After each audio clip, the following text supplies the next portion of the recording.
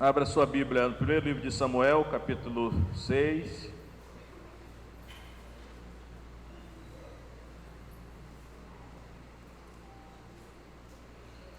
Primeiro livro de Samuel, capítulo 6. Vamos ler alguns versículos. Diz assim, a partir do verso 1: Havendo, pois, estado a arca do Senhor na terra dos filisteus 7 meses, os filisteus chamaram os sacerdotes e os adivinhadores, dizendo: Que faremos nós com a arca do Senhor? Fazei-nos saber como a tornaremos a enviar ao seu lugar.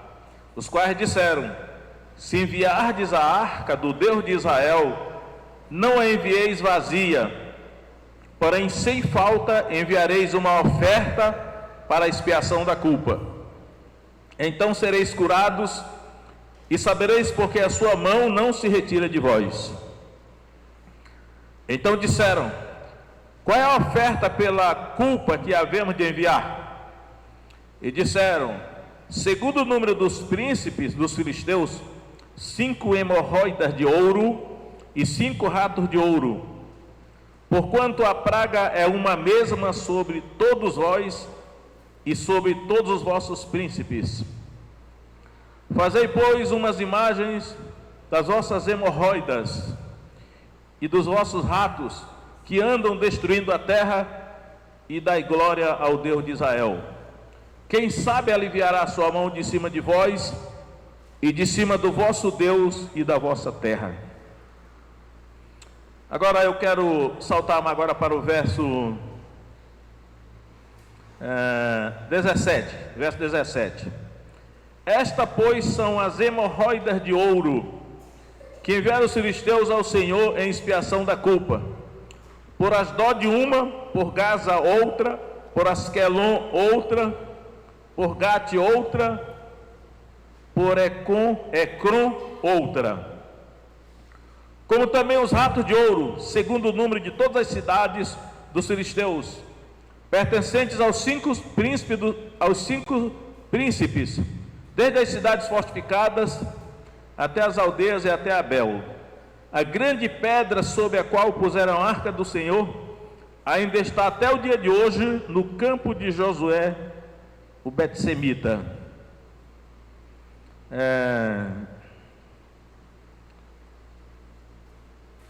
Eu vou ler o verso 14 também. E aqui o verso 14. E o carro chegou ao campo de Josué, o Betsemita, e parou ali onde havia uma grande pedra, e fenderam a madeira do carro, e ofereceram as vacas ao Senhor em holocausto. Agora, capítulo 7, verso 9. Então tomou Samuel um cordeiro, que ainda mamava, e sacrificou inteiro em holocausto ao Senhor. E clamou Samuel ao Senhor por Israel, e o Senhor lhe deu ouvidos. Então, irmãos, o que eu estou querendo mostrar para os irmãos aqui nesses textos é o seguinte: nós não conhecemos totalmente como Deus é, né? Por mais que alguém conheça a Deus, mas conhecer a Deus totalmente não conhecemos. Mas nós podemos conhecê-lo porque ele se revelou na Escritura, aqui, né? E aí, para conhecer a Deus, precisamos conhecer a sua palavra escrita, porque ele se revelou na Escritura. Então, eu tenho consciência que eu estou lendo aqui no Antigo Testamento, onde alguns princípios são diferentes do Novo, mas só procurando mostrar aos irmãos o seguinte, olha, aqui nesse texto, quando a arca da aliança do Senhor passou 7 meses na terra dos filisteus, e a terra dos filisteus era constituída de 5 cidades, que na verdade o que eles chamam de cidades é o que nós chamamos hoje de estado aqui no Brasil, né? Era Gaza, Gate, Asquelon, Ecrom e Asdod. Cada uma dessas cidades, diríamos assim, que era cada um desses estados, né? Tinha um príncipe que era uma espécie de governador do estado, né? E aí, como a arca de Deus ela perambulou ou peregrinou na terra dos filisteus, eles iam mandando ela de cidade em cidade, e cada cidade que a arca de Deus chegava, a cidade era castigada, os homens eram acometidos de hemorroidas. Quem não sabe aqui o que é hemorroidas? Todo mundo sabe, né? Que é hemorroida. Então não precisa nem explicar porque é constrangedor, né? Então, irmãos, imagine isso, aonde a arca de Deus chegava, ela estava fora do seu lugar porque a arca era do Deus de Israel. Os filisteus tinham tomado na guerra a arca e tinham levado para a sua cidade, as suas cidades. Então a cidade era castigada com hemorroidas nos homens. E havia ali uma praga, eu lembro assim de peste bubônica, porque disse que havia ratos que andavam consumindo a terra. Então parece que essas hemorroidas elas eram trazidas por esses ratos. Eu ouvi falar há muito tempo que a peste bubônica ela provém de ratos também. Então eram coisas que Deus estava usando como castigo para castigar aquelas cidades. E aí chegou uma hora em que os 5 príncipes dos filisteus, que eram os 5 governadores, rapaz, estou achando isso aqui quente que só, eu vou ligar o ventilador para mim, nem que ela virar a página da minha Bíblia aqui. É porque tá bem aqui, está frio, né? Mas ali já está um pouco quente. Vou ver se eu vou colocar para lá. Tomara que não vá virar a página da Bíblia, né? Então, irmãos, aí eles disseram assim: vamos devolver a arca do Deus de Israel para os judeus, lá para a terra de Israel, que ela é de lá. Mas aí alguém disse assim, o sacerdote disse: não vamos devolver a arca vazia, né? Porque nós temos que oferecer uma oferta pela culpa. Oferta pela culpa, irmãos. E aí, eles fizeram esse plano aí, disseram assim: olha, vamos enviar 5 hemorroidas de ouro e 5 ratos de ouro. Agora imagine o peso do ouro que havia, né? 5 hemorroidas de ouro e 5 ratos de ouro. Eles quiseram enviar isso como oferta pela culpa para o Deus de Israel, para que cessasse aquelas hemorroidas que andava matando o povo. É uma coisa mais desmoralizante, né? Porque é nas partes íntimas, as hemorroidas desmoralizantes. Eu acho que uma praga dessa é mais para desmoralizar aqueles homens que eram guerreiros orgulhosos, né? Mas também matavam, como hoje também, né? Hoje ainda tem hemorroida por aí. Então, irmãos, eles descobriram, porque os sacerdotes deviam saber que ao devolver a arca para Israel, para o Deus de Israel, eles não podiam devolvê-la vazia, por causa da culpa. Disseram, oferta pela culpa. Eles disseram, vamos enviar como oferta pela culpa esse ouro na forma de hemorroidas e de ratos. E eles enviaram como oferta pela culpa. Aí eu chamei a atenção também que aquelas 2 vacas, quando chegaram lá no campo de Josué, o Bet-Semita, porque era na cidade de Bet-Seme, quando as 2 vacas chegaram, conduzindo a carroça onde estavam a arca do Senhor e as hemorroidas e os ratos, os homens de Bet-Seme também entendiam que Deus é um Deus que pode ser aplacado por ofertas. Aí eles pegaram as 2 vacas e eles ofereceram as 2 vacas em holocausto ao Senhor, ou seja, mataram as 2 vacas em holocausto a Deus, ou seja, como uma oferta queimada para Deus. E o terceiro texto que eu li do versículo foi que Samuel tomou um cordeiro que ainda mamava e sacrificou inteiro ao Senhor em holocausto, que ele estava na iminência de entrar em guerra com os filisteus. E aí Deus ouviu a oração de Samuel. Então o que eu quero dizer, irmão, que o Deus que nós servimos, que nós conhecemos, que é revelado na Escritura, é um Deus que gosta de oferta. Aí eu li lá, por exemplo, em Êxodo 23:15, diz lá, quando Moisés está falando por ordem de Deus sobre a festa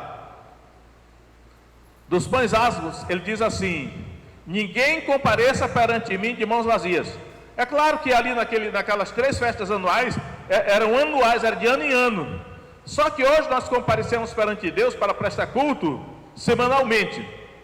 Mas o princípio de que ninguém deve comparecer perante Deus de mãos vazias, eu acho que ainda permanece dentro de uma certa coerência e equilíbrio, ainda permanece. Só que é o seguinte, não é obrigado.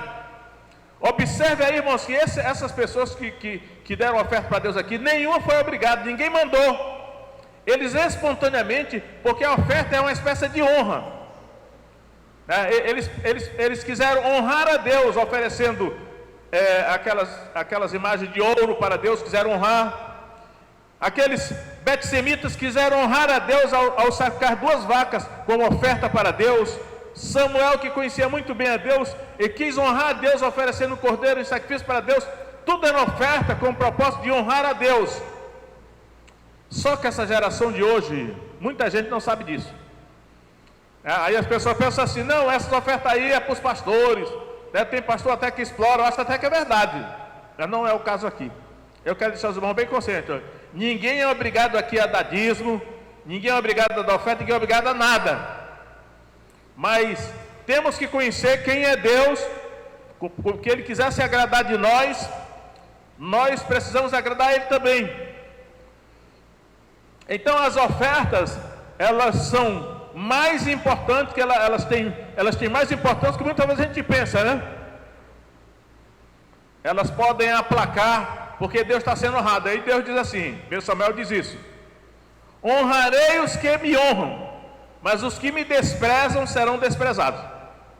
Então quer dizer aos irmãos que toda vez que os irmãos vierem aqui entregar alguma oferta, seja em caráter de dízimo, que não é obrigatório, ou seja em forma de oferta, você está honrando a Deus, né? Porque Deus em si mesmo, Ele não precisa nem de ouro nem de prata, porque Ele diz lá, meu é o ouro e minha é a prata, Deus é o dono de tudo, Deus não precisa disso. Mas só que o representante de Deus aqui na terra precisa, a igreja precisa, o reino de Deus precisa, né? E aí nós podemos honrar a Deus como oferta pela culpa, porque nós sempre somos culpados de alguma coisa. Acho muito difícil que a gente aqui não seja culpado de alguma coisa. Nós sempre somos culpados de alguma coisa, né? Então quando nós damos uma oferta, ela tem muitas implicações na nossa vida, e é o que eu quero deixar com os irmãos nesse texto aqui. Embora seja do Antigo Testamento, no Novo Testamento o sacrifício de animais foi proibido, porque Jesus, Ele já foi sacrificado, não tem mais sacrifício de seres vivos, né? Não é para oferecer mais cordeiro, nem vacas, nem animais. Não é necessário mais fazer sacrifício de animais, porque o sangue de Jesus já foi derramado.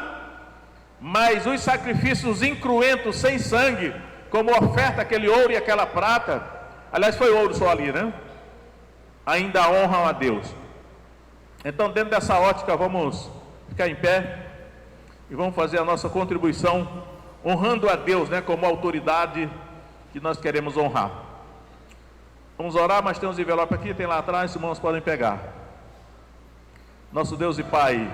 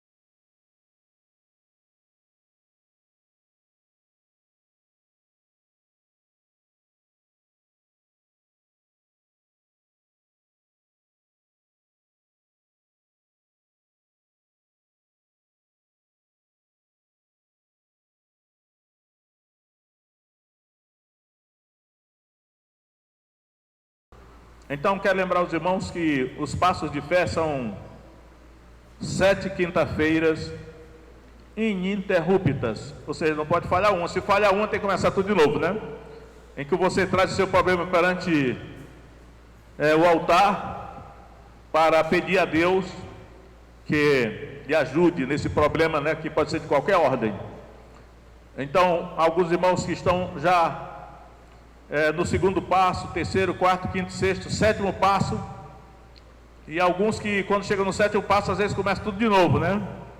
E aqueles que irão começar também. É uma maneira de nós demonstrarmos fé e confiança de que nós queremos que Deus, em nome do Senhor Jesus Cristo, nos ajude, nos socorra, né? A Bíblia diz assim: Jesus não veio para socorrer os anjos, mas a descendência de Abraão, que somos nós, somos descendentes espirituais de Abraão, né? Crente.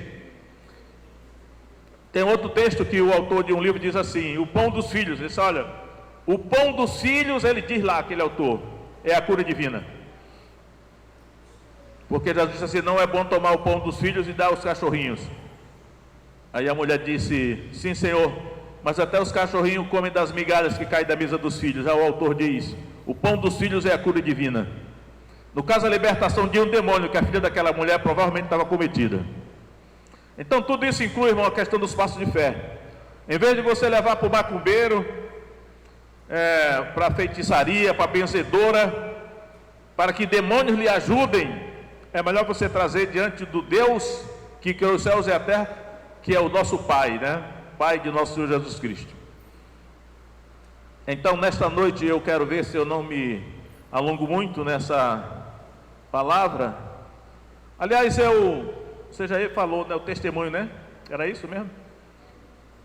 Porque tem os testemunhos, né? Tem alguma pessoa que hoje vai dar testemunho sobre a bênção que já recebeu?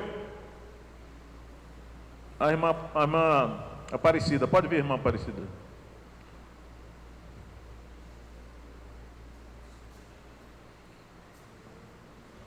Vai também? Vamos dar prioridade à irmã. Tá, pode ficar embaixo. Pai do Senhor, meus irmãos,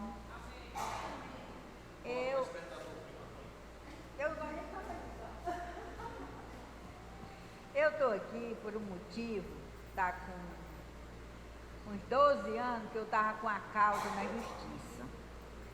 E agora Jesus me abençoou. Fui abençoada com essa causa. E eu estou aqui contando meu testemunho, né? Há 12 anos atrás, eu vivia muito enferma, né? Assim, doente, isso, aquilo, outro. Aí as minhas mães: mas a senhora vai receber esse dinheiro. A senhora vai ver, a senhora vai receber, porque está nas mãos de Deus e a senhora vai receber. E a minha filha dizia assim: e eu vou querer uma pontinha para ajeitar meus cabelos. Eu digo: Deus está agindo aí, né? Então, 12 anos, eu digo para vocês. Então, quando começou aqui o passo de fé, aí eu coloquei nas mãos do Senhor, né? Eu digo: Senhor, essa causa que está na justiça, está em tuas mãos, aqui nesse altar, né? E no ano de 2022, eu quero receber essa causa. Eu quero que essa causa venha para as minhas mãos. Então, Deus me abençoou, né? Eu recebi, graças a Deus, estou feliz e continuo fazendo o passo de fé, né? Já está com mais de 15, uns 20 dias já, mais ou menos, que eu recebi essa causa. Então, eu entreguei nas mãos de Deus, o que eu pedi a Deus eu já cumpri, né? Então, agora é só gastar o que veio para mim, né? O que era da igreja, que eu prometi, eu já assumi. Então, agora o restante é meu. Eu agradeço a Deus.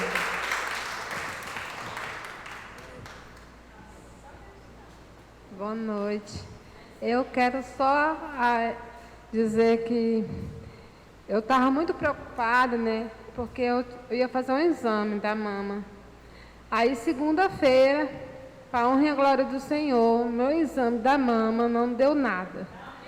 Graças a Deus. Eu estava muito nervosa porque minha mãe morreu de câncer, né, de mama. E eu estava muito assim, nervosa, porque eu estava com medo também, né?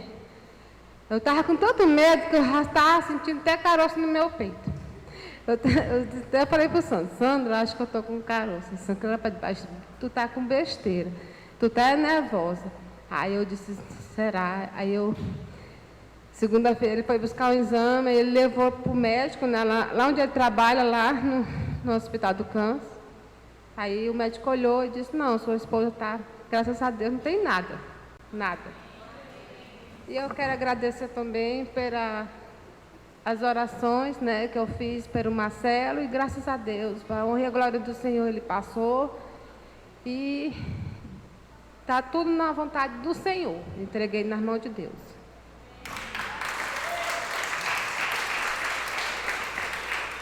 Amém, irmãos. Abra sua Bíblia em Marcos, Evangelho de Marcos.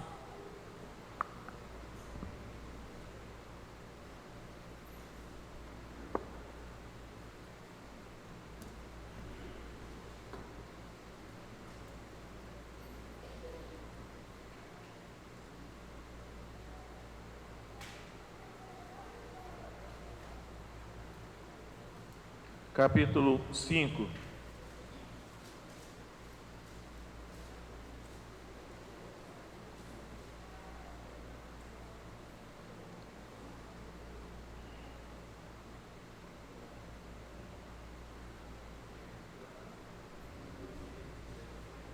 Marcos capítulo 5.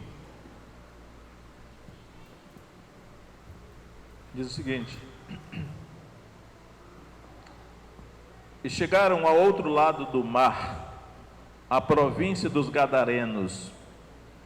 E saindo ele do barco, lhe saiu logo ao seu encontro dos sepulcros um homem com espírito imundo, o qual tinha sua morada nos sepulcros, e nem ainda com correntes o podia alguém prender. Porque tendo sido muitas vezes preso com grilhões e correntes, estas foram por eles feitas em pedaços, e os grilhões em migalhas, e ninguém o podia amansar. Deixa eu comentar já um pouquinho aqui, irmãos, essa primeira parte aqui, que esse homem que tinha um espírito imundo,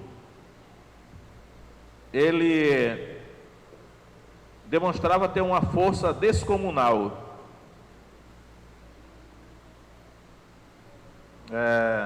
Nem ainda com correntes o podia alguém prender, porque tendo sido muitas vezes preso com grilhões e correntes, era corrente de ferro, grilhões de ferro, estas foram feitas por ele em pedaços, e os grilhões em migalhas, e ninguém o podia amansar.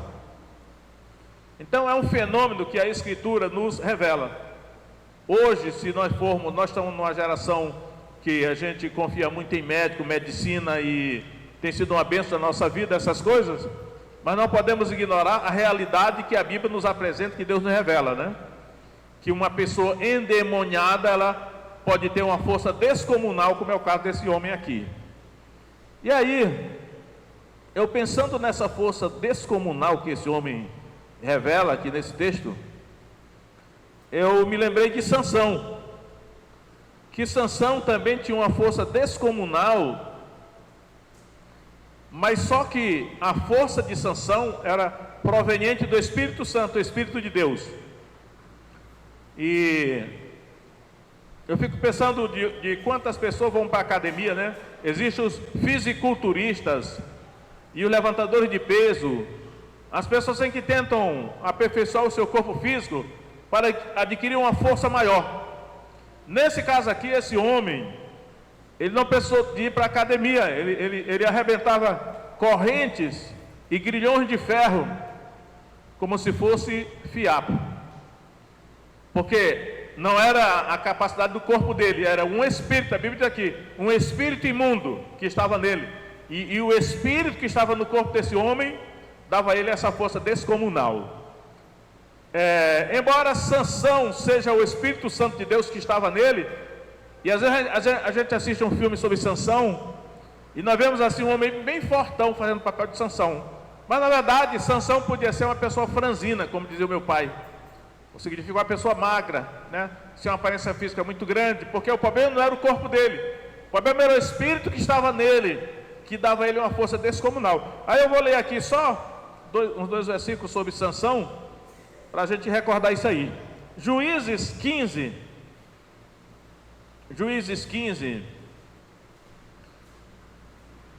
Nesse texto aqui,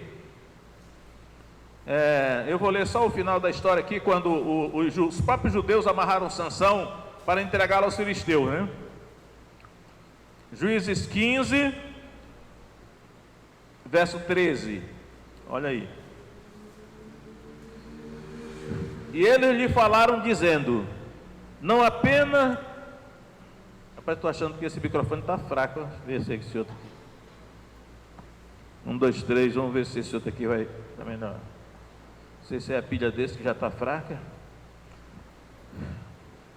13, Juízes 15, 13. E eles lhe falaram dizendo, não, apenas fortemente te amarraremos e te entregaremos nas mãos deles, porém de maneira nenhuma te mataremos. E amarraram-no com 2 cordas novas e fizeram-no subir da rocha. E vindo ele a Leí, os filisteus lhe saíram ao encontro jubilando. Porém o Espírito do Senhor poderosamente se apossou dele, e as cordas que ele tinha nos braços se tornaram como fios de linho que se queimaram no fogo, e as suas amarraduras se desfizeram das suas mãos. E achou uma queixada fresca de um jumento, e estendeu a sua mão, tomou-a e feriu com ela 1000 homens. Ou seja, Sansão matou 1000 homens com a queixada fresca de um jumento, porque o Espírito Santo se apoderou dele.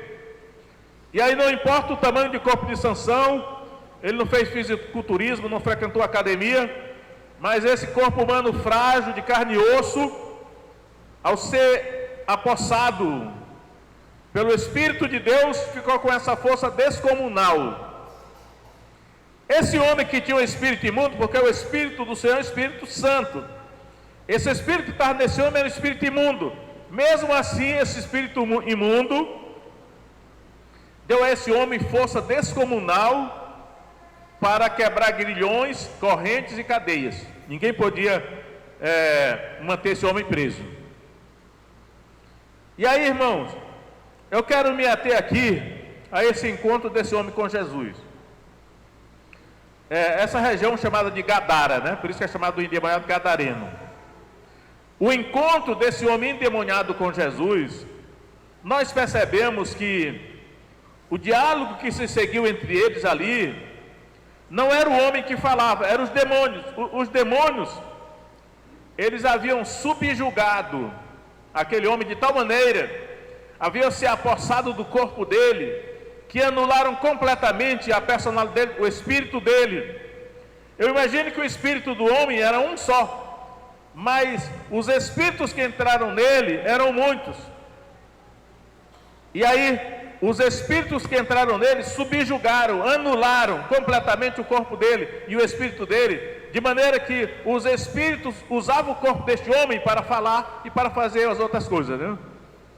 Então nós devemos ficar aprendendo da Escritura, porque isso não mudou, e isso pode estar acontecendo hoje, por todo lugar aí, e nós precisamos não perder de vista a revelação de Deus. Então vamos ver o diálogo que aconteceu aqui entre Jesus e esse homem, porque me parece que ao ver esse diálogo aqui, o demônio negociou com Jesus os termos de rendição.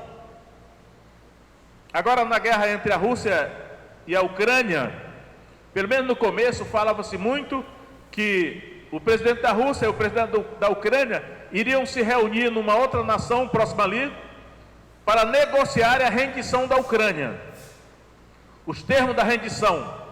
E parece que os termos da rendição que a Rússia exigia eram muito elevados, que a Ucrânia não... Tem alguém controlando o meu microfone aqui aí?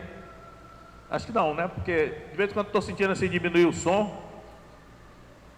Então vamos, é impressão minha, né? Então, irmãos, aí o que acontece? O encontro de Jesus com esse endemoniado foi ele negociou os termos de rendição. Vamos ver o que aconteceu aqui. Vamos tirar a lição desse diálogo que aconteceu. Verso 6. Quando viu Jesus ao longe, correu e adorou. Ele correu e adorou Jesus, prostrou-se diante dele. Agora, por que esse demônio adorou Jesus? Porque ele conhecia Jesus. Ele conhecia Jesus, o demônio conhecia Jesus. E ele, clamando com grande voz, ele disse o seguinte, observe o que ele disse: que tenho eu contigo, Jesus, Filho do Deus Altíssimo? Essa expressão Deus Altíssimo é o Deus de Melquisedeque. No capítulo 14 de Gênesis, Melquisedeque, que era rei de Salém, era sacerdote do Deus Altíssimo. Aqui, o demônio disse que Jesus, ele reconhecia que Jesus era filho do Deus Altíssimo. O demônio sabia. Que tenho eu contigo, Jesus, filho do Deus Altíssimo? Conjuro-te por Deus que não me atormentes. Irmãos, não vai dar tempo porque eu não vou me alongar muito, mas essa palavra conjuro-te, talvez numa outra oportunidade eu vou ter que fazer uma mensagem sobre os conjuras, né? O demônio conhecia a doutrina dos conjuras. Eu tenho vários textos onde nós da nossa geração, ninguém conhece mais a doutrina dos conjuras. É uma lei espiritual. O demônio sabia o que estava dizendo: conjuro-te pelo Deus Altíssimo que não me atormentes. Ele disse isso. Eu não vou falar sobre a doutrina dos conjuros agora, mas parece que é assim. Quando você conjura alguém, invocando o nome de uma autoridade superior, você coloca a outra pessoa sob a obrigação de um juramento, de maneira que a outra pessoa é quase que obrigada a fazer aquilo que você está dizendo. E o demônio tentou exercer autoridade sobre Jesus, invocando a doutrina dos conjuras, ou seja, a lei dos conjuras. Aí ele disse: conjuro-te por Deus que não me atormentes. Ou seja, o demônio sabia que Deus era maior, e ele invocou o nome da autoridade maior sobre Jesus. Ele: conjuro-te por Deus. Lembra que o sumo sacerdote falou para Jesus assim diante do Sinédrio: conjuro-te por Deus que nos diga se tu és o Messias. Aí Jesus disse: tu disseste, mas vereis os céus abertos e o Filho do Homem vindo à direita do poder com os anjos dos céus e tal. Jesus praticamente foi obrigado a responder o que o sumo sacerdote perguntou, porque o sumo sacerdote conjurou Jesus: conjuro-te por Deus que nos diga se tu és o Cristo, ou o Messias, né? Então, irmãos, existe toda a doutrina dos conjuros aí, que nós ainda não conhecemos. Depois, uma outra oportunidade, espero fazer um estudo sobre essa questão dos conjuros. Mas o demônio conhecia, o demônio disse: conjuro-te por Deus que não me atormentes. Aí, Benaz, esse negócio do banzano, né? A palavra no original aqui é banzano, atormentar. Ou seja, os demônios são atormentadores. Este homem que eles estavam vivia atormentado. Olha a descrição de um homem atormentado aí. Verso 5. E andava sempre, de dia e de noite, clamando pelos montes e pelos sepulcros, ferindo-se com pedras. Um homem atormentado por demônios. Será que tem alguém assim hoje por aí? Com certeza. E o demônio agora reconhecia que Jesus tinha poder para atormentá-lo. Aí ele tentou exercer a autoridade sobre Jesus, dizendo: conjuro-te por Deus que não me atormentes. Bazanos significa torturador, né? Você gosta de torturar as pessoas, é isso aí. Bazanos. Então, até o demônio é contraditório. Ele gosta de torturar os outros, mas não gosta de ser torturado. E reconheceu que Jesus tinha poder para torturá-lo. E ele já disse: conjuro-te, né? Tentou exercer a autoridade sobre Jesus. E o texto diz assim, agora está entre parênteses, ó. Porque Jesus lhe dizia: sai deste homem, espírito imundo. Irmão, eu poderia intitular o título dessa mensagem assim: a autoridade de Jesus sobre os demônios. Porque Jesus não disse assim: em nome de Jesus Cristo eu te ordeno que saia dele. Jesus disse assim, Jesus não invocou o nome de ninguém não, ele falou por ele mesmo: sai deste homem, espírito imundo. Lembra que o apóstolo Paulo, lá em Atos 16, o apóstolo Paulo falou para aquela moça endemoniada assim: eu te ordeno que saias dela em nome de Jesus Cristo. E o demônio saiu. Só que o Jesus Cristo agora já está aqui, ele é a autoridade, ele não invoca o nome de ninguém. Ele diz assim: sai deste homem, espírito imundo. Então, irmãos, aí vamos ver aqui o detalhe. Jesus chegou para esse endemoniado e falou: sai deste homem, espírito imundo. E o demônio não saiu, o demônio resistiu. E foi aí que o demônio disse: que tenho eu contigo, Jesus, filho do Deus Altíssimo? Conjuro-te por Deus que não me atormente. O demônio falou isso depois que Jesus mandou que ele saísse. Ele não saiu, ele resistiu. Veja que até mesmo nessa hora aqui, a gente esperava que o demônio saísse logo sem falar nada, né? Ele não saiu, ele resistiu. E aí Jesus falou a seguinte coisa: nós temos muito que aprender como é que Jesus fazia para expulsar demônios, né? Aí Jesus disse: qual é o teu nome? E aqui Jesus pode ter revelado. Alguns não aceitam isso, não acreditam nisso, mas eu deixo em aberto. Se você conhecer o nome do inimigo, é uma fraqueza dele. Existe evidências, tanto na Bíblia como fora da Bíblia, que se você souber o nome do inimigo, é mais fácil você vencê-lo. E aí Jesus perguntou: qual é o teu nome? Ele falou: Legião. O meu nome é Legião porque somos muitos. O nome coletivo. Aí eu pergunto: será que isso é verdade mesmo? Que se você souber o nome do inimigo, é mais fácil você vencê-lo? Pode ser. Então, quando você estiver enfrentando um demônio, que o demônio não quiser sair, pergunte a ele: ô demônio, eu ordeno que você me diga qual é o seu nome. Eu sei que algumas pessoas criticam os pastores da Universal porque fazem isso, mas eles estão certos.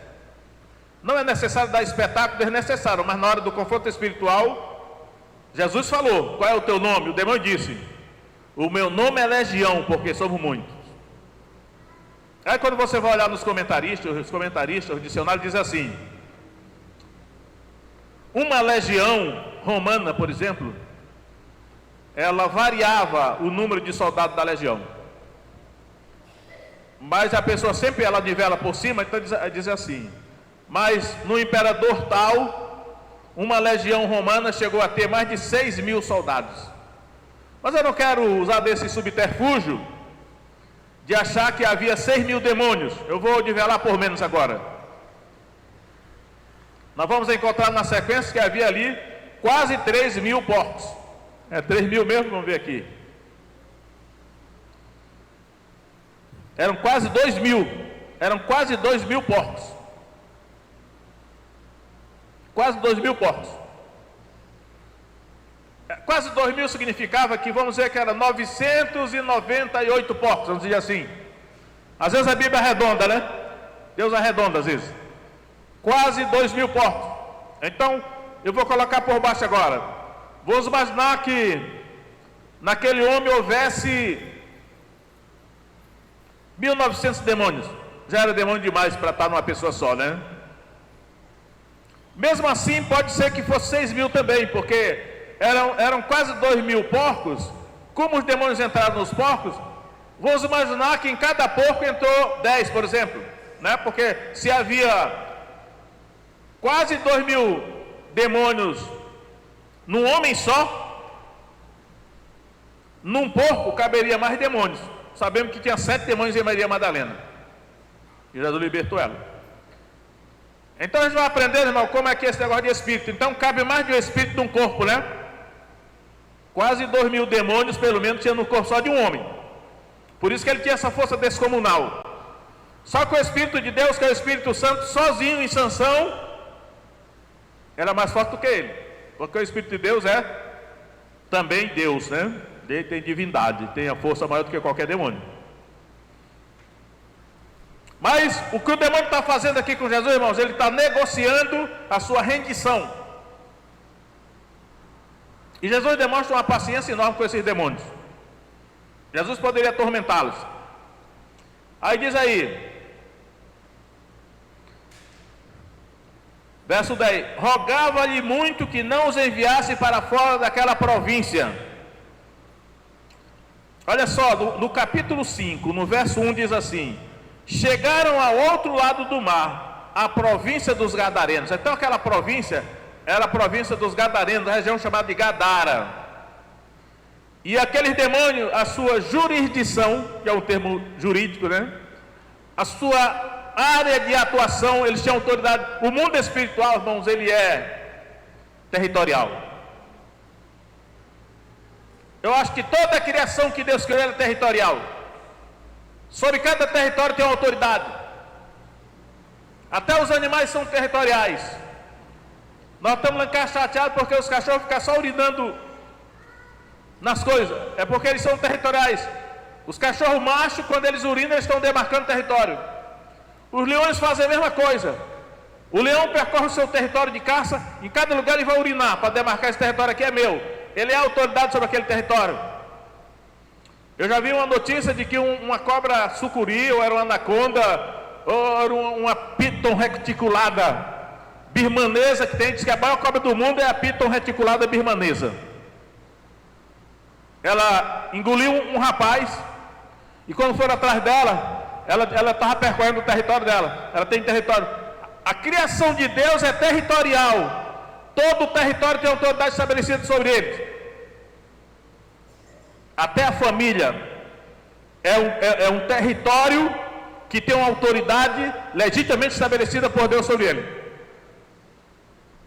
A igreja também, o governo também. Quem deveria ser a autoridade do Brasil todo era o presidente da República. Mas os homens nem sempre seguem as normas de Deus, né? E aí, irmãos, esses demônios aqui, a jurisdição dele, o território sobre o qual eles tinham autoridade, era a região de Gadara, a província dos Gadarenos.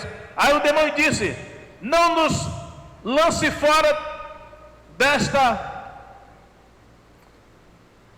É o nome aqui do negócio? Província. Não nos... E rogava-lhe muito que não os enviasse para fora daquela província. Porque aquela província, a região de Gadara, esses demônios tinham autoridade sobre aquela região toda. Pode ser que Satanás que botou eles lá.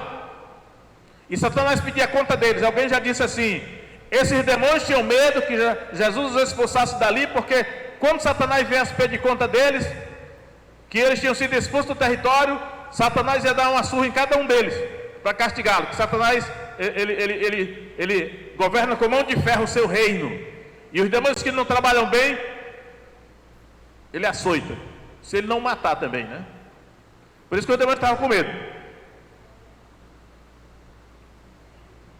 Lembra que Jesus, depois que Jesus ressuscitou, Jesus disse assim: toda a autoridade me foi dada nos céus e na terra.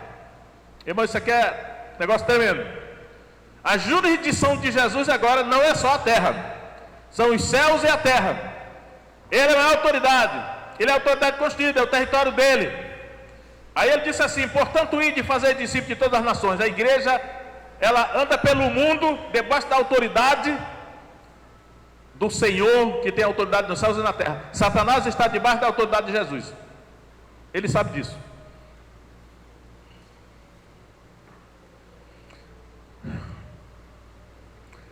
Então, rogava-lhe muito que não os enviasse para fora daquela província. E andava pastando no monte uma grande manada de porcos. E todos aqueles demônios lhe rogaram, dizendo: manda-nos para aqueles porcos, para que entremos neles. O demônio estava negociando a sua rendição. Eles sabiam que Jesus tinha autoridade para fazer o que quisesse com eles. Mas veja, irmãos, se os demônios não têm corpos, eles são espíritos imundos. Eles são espíritos sem corpos. eles são desencarnados. E eles não se sentem bem sem corpo. Então, a preferência deles é um corpo humano, que é mais apropriado para interagir nesse mundo que nós vivemos. Mas na falta de um corpo humano, eles estavam conformados até em possuir o corpo de um animal, no caso porcos. Mas será que demônio pode entrar em gato, em cachorro? É possível. Eu já vi testemunho de Daniel Mastral sobre a questão dele era satanista, que ele conseguiu entrar num gato através da projeção astral. Tem até um programa chamado Meu Gato Endiabrado. Não sei se aquele gato é endemoniado, né? Então nós estamos aprendendo sobre o mundo espiritual, irmãos. Os demônios podem se apossar do corpo de animais. Geralmente quando eu levo um animal para minha casa, eu unjo ele com óleo, ponho as mãos e oro sobre ele, se tiver algum demônio para sair. Só que o Fred, eu não me lembro se eu fiz isso. Fiz, acho que não, né? Então o bicho ainda está meio brabo ainda. Nós estamos aprendendo sobre o mundo espiritual. E aí, e Jesus logo lhe permitiu. E saindo aqueles espíritos imundos, entraram nos porcos. Então a manada se precipitou por um despenhadeiro no mar. Eram quase 2.000. E afogaram-se no mar. Porco comete suicídio? Isso aí cometeram. Quase 2.000 porcos cometeram suicídio coletivo. Lembra do suicídio coletivo na Guiana Inglesa, Jim Jones? Mas naquele caso ali, o líder obrigou 900 pessoas a tomarem um suco envenenado. É um escândalo até hoje nos Estados Unidos, né? Na Guiana Inglesa, nesse caso aí, né? Mas nesse caso aqui, os porcos, eu acho que eles espontaneamente se lançaram no mar e se afogaram. Mar da Galileia, água doce. O demônio pode induzir alguém ao suicídio? Pode. Está aqui uma das respostas para o suicídio, né? Eu observo que geralmente os suicídios são induzidos por demônios. Aproveita que a pessoa está fragilizada, desesperada por uma situação que os demônios mesmo criaram, e aí ele induz a pessoa ao suicídio. Então, todo suicídio, eu acredito que não deixa de ter uma intervenção demoníaca do mal. Porque Deus sempre dá esperança. Por mais sofrimento, Ele disse: coloque a sua cara no pó, se humilhe. Pode ser que Deus ainda se lembre de você e te tire dessa situação aí. Mas não cometa suicídio, porque geralmente o demônio disse: não tem mais jeito para ti não, comete e mata que é melhor, te mata logo que é melhor, te mata logo, porque o demônio sabe que se a pessoa morrer ali, ela pode ir para o inferno. E enquanto ela estiver viva, ela pode ser salva. E Deus pode dar livramento na vida dela. Esse homem aqui, ele percorria os sepulcros e os montes, ferindo-se com pedras. Eu acho que o demônio deve ter tentado matar esse homem várias vezes. Só que é possível que a vontade dele humana ainda resistia de ser morto. Até que Jesus chegou e libertou ele.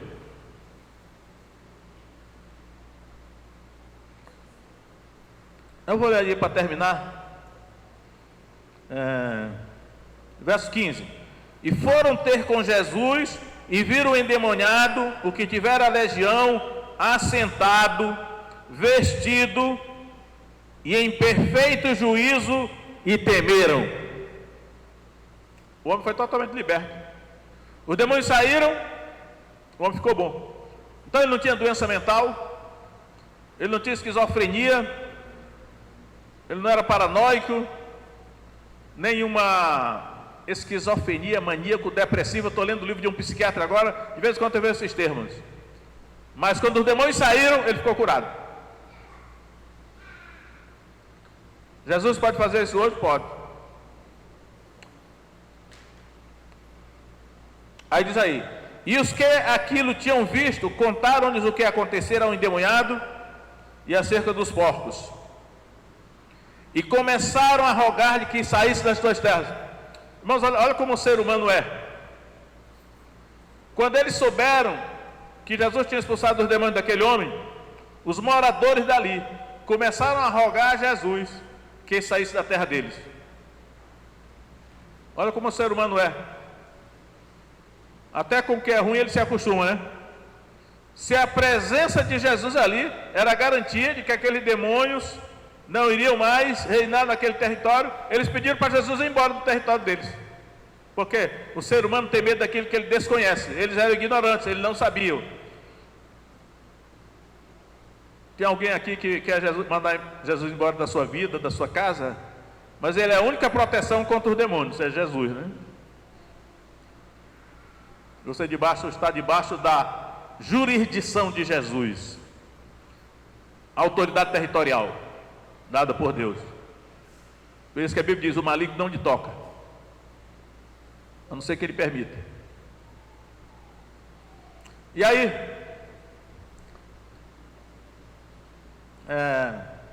o rapaz que foi liberto, diz aí, verso 18: entrando ele no barco, Jesus atendeu, foi embora, entrou no barco, rogava-lhe o que for endemoniado que eu deixasse estar com ele. Jesus, porém, não lhe o permitiu, mas disse-lhe: vai para a tua casa, para os teus, e anuncia-lhes quão grandes coisas o Senhor te fez e como teve misericórdia de ti. O homem queria ficar com Jesus e junto com Jesus, Jesus não o atendeu. Mandou o homem para a casa dele, disse: vai para a tua casa, para os teus, e anuncia-lhe tudo que o Senhor te fez, como teve misericórdia de ti. Essa era a missão dele. Algumas pessoas não serão enviadas como missionários para a China, para a Índia ou para a África, mas serão enviados para a sua própria família. E você vai ser missionário na sua família. Nem para dar aula de teologia, se conta tudo que o Senhor fez contigo. Só dá testemunho, o que o Senhor fez contigo? Bom, antes de encontrar Jesus eu era assim. Depois que eu encontrei Jesus eu me tornei assim. Só conta o que ele fez. Não precisa dar aula de teologia, porque isso aí não é para todo mundo. Só que o homem, eu vejo que ele não obedeceu totalmente a Jesus, não. Ele foi e começou a anunciar em Decápolis, 10 cidades, o que Jesus tinha feito. Verso 20: ele foi e começou a anunciar em Decápolis quão grandes coisas Jesus lhe fizera. Então todos se maravilharam.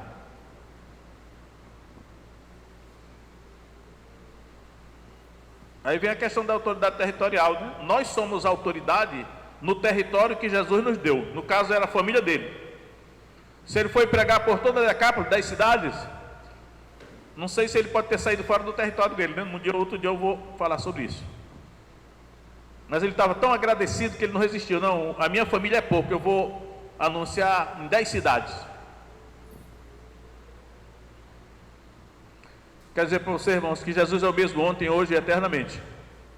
Assim como ele libertou aquele endemoniado de uma legião, ele liberta hoje também, cura as enfermidades, expulsa os demônios, né? Então vamos orar agora.